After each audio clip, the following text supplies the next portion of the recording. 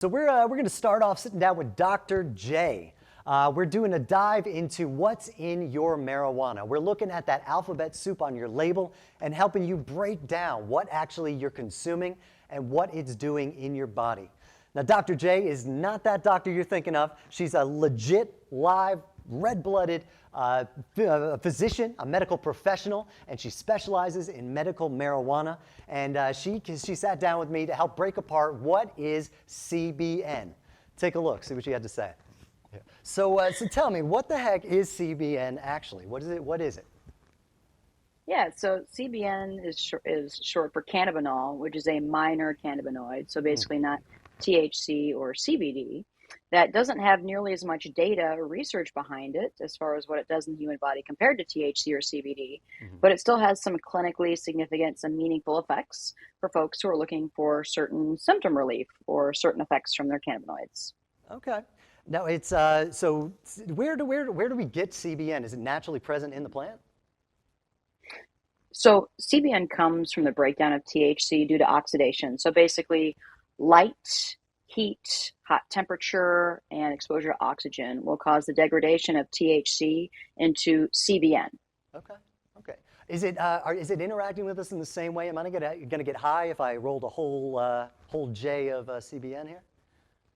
So it's what's called a partial agonist at Uh, both the CB1 and CB2 receptors, our most common cannabis receptors in our endocannabinoid system. And what that means is it's about a quarter of the strength of THC at the okay. CB1 receptor, which means roughly about a quarter of the psychoactivity or a quarter of the high or the other feelings you would get from THC. That's what you can get from CBN, in addition to some other effects that have been studied a little more closely. Okay. And actually, what are some of those effects it has in the human body? It's an anti-inflammatory, am I right? That's correct. Yep, it's an anti-inflammatory, and what it's been studied most for is for being a sedative for helping Oh, people sleep. okay. So, unlike some of the other minor cannabinoids, there have actually been several human studies, not just mouse studies, Hmm. that show that CBN, regardless of whether you have it with or without CBD, will help improve your sleep Okay. and improve the time it takes to fall asleep. And there are also studies that show that CBN works in synergy with THC, so they work even better together to help one fall asleep and stay asleep. Okay. So it works synergistically with THC. Does it do the same with the CBD, or do they not jive together? The studies have showed that CBD plus CBN does not help one sleep more than just CBN alone. Okay. Okay. But the sleep effects are enhanced with THC specifically. Yeah, that's right. Yep, Okay. orally even. So that's really nice. You don't have to smoke anything or vape anything. Okay. And do you know how effective it is on its own without THC or anything else helping it along? Does it need a helping hand? Not necessarily. It does work significantly better with THC, and because it's from the degradation of THC, that's why a lot of times you will see it only in products with THC. A lot of the times you'll see it added in 1 or 2 milligram amounts in edibles, especially gummies, but the meaningful dosing is typically 5 milligrams to 20 milligrams. Oh, okay. So a little bit of a larger dose makes it more medically effective. Yep, that's right. Yeah, 5 to Okay. 20 milligrams is what they found to be most effective. So with your patients, is there ever a Bebop. situation where you would kind of direct your patients to pursue CBN on its own, like isolated, or would you always recommend kind of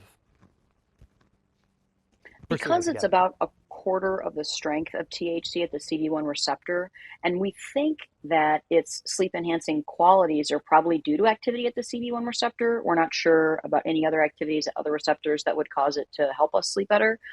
It's probably best taken in conjunction with THC. If you Okay. take it on its own, you'd probably want to get an isolated tincture form Okay. because it'd be hard to find it at affordable cost in gummies at an effective dose like 5 milligrams of CBN. So Mm. most of the time when I see it, it's in tincture form or oil form, and then you can dose it much higher levels. Okay. And do you think that's the best way to kind of consume it, or like ingesting or oral mucus, or like I what's the think so. best way to Yeah, kind of get it in your system here? I definitely think orally because especially if someone's going to be using it to help them sleep, you want it to be a little bit longer acting. And when we have edibles on board rather than smoking or vaping, which has a peak in our system much quicker than taking an edible, you want that in your system for 4 to 6 hours. You want to eat it. You want it to be longer lasting when you're trying to sleep, as opposed to waking up, 2 hours into your sleep and having to redose and then risk feeling groggy in the morning. Oh, that makes a lot of sense. I appreciate that. That was Dr. J. Guys, Dr. J, thank you so much for helping us break down what is CBN. Guys, keep an eye out. We did a whole full interview with Dr. J, kind of getting into the ins and outs of being a medical marijuana professional. Definitely keep an eye out for that. Lots of information there as well. Guys, we'll be right back in just a second with a word from the sponsor. Tons of news left. Don't go anywhere. Lots of news. Lots.